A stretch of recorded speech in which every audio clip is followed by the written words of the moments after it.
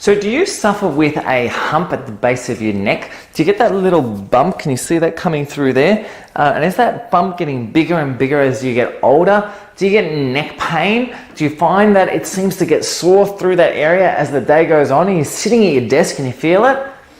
Hey guys, I'm Trevor Chakudi here from SpineWise, and today I want to talk to you about the effect of neck humps on your health and well-being heading forward, and what you might be able to do to help change that. You see, neck humps can lead to degeneration, or can be part of a degenerative process as you get older, and we see many people as they get older and older starting to have that head crane forward look as they drop down in the stoop as they get shorter, and that area tends to sort of almost like form and take on like almost like a turtle shell right through that area, and some people will start developing fat pads over it, and it can be the source of a lot of pain for a lot of people.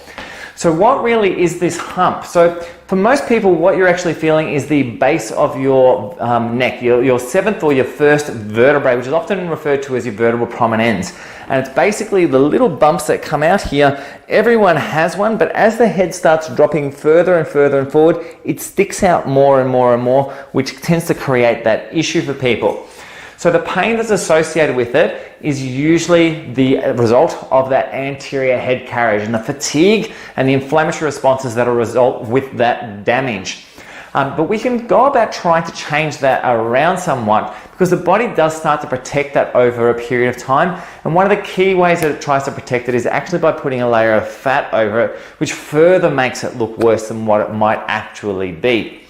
So I'm going to give you a little postural exercise that you might be able to do that might actually be able to help you with that. I'm going to give you that too in a second. I just want to talk to you about potential causes of that neck hump and what might be driving that in the first place. So what we're really talking about here is an anterior head carriage, a craning forward, and some of the biggest changes or causes of that are lack of extensor tone through the muscles there. And one of the big key causes, or a couple of big key causes from that, are problems with the jaw and problems with your pelvis. You see, when we start getting changes in pelvic function, we tend to drop our head forward and we start getting this anterior head carriage. And likewise, if the jaw is starting to sit too far backwards, this can change our airways, and then we start craning our head forward to open up our airways and to try and actually allow us to breathe, especially overnight. So there's a couple of quick things that we can see, and they really properly need to be assessed because they can lead to other issues as you get older.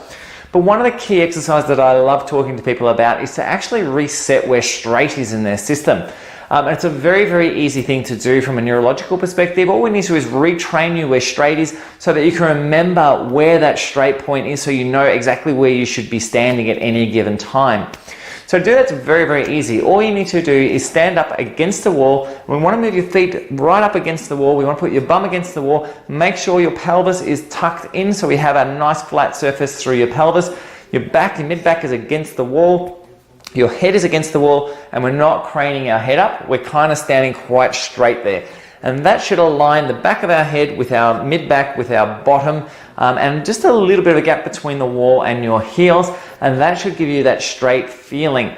Now what we want to do from that as well is now pull our shoulders back, and as we pull our shoulders back, we're going to make sure that we have that nice flat surface so the entire back is flat against the wall. And what we're going to do is just practice that a couple of times a day. First thing when you wake up in the morning, last thing when you go to bed at night, just stand there for 30 to 40 seconds, and it can just help the neurology just reset itself and work out exactly where straight is and where it should be going. Anyway guys, that's a great little tip that we use often here in our practice to help retrain people about where straight is with their posture. There's a ton of different things that can affect your posture, from jaw function to brain health to a whole lot of other things. So if you are having posture issues, make sure you get that checked out. Sometimes there are things underlying which can be easily resolved. And in terms of being easily resolved means that they also could very rapidly change your posture.